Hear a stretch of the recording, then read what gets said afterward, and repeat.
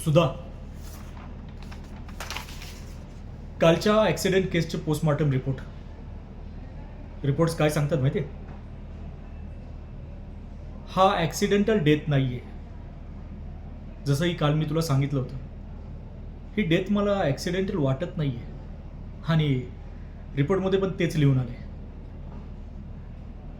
एक डॉक्टरच्या नात्याने आपल्याला बॉडी बघताच लगेच समजून येतं की नेमकं काय आहे. ज्या प्रकारे पोलिसांनी सांगितलं की गाडी भरधाव वेगाने झाडावर जाऊन आदळली आणि हा पेशंट काच फोडून बाहेर पडला. मला सांग, जर गाडीचा स्पीड जास्त आहे आणि त्याच्यातूनही ती जोरदार झाडावर आदळली आणि त्यानंतर ही बॉडी काच फोडून बाहेर पडती, तर त्यानंतर बॉडीवर कोणत्याही प्रकारचे स्क्रॅचेस नाही. मला वाटतं पोलिसांनी यात इन्व्हेस्टिगेशन अजून खोलवर करणं गरजेचं आहे. कारण मला एवढा डाऊट आहे की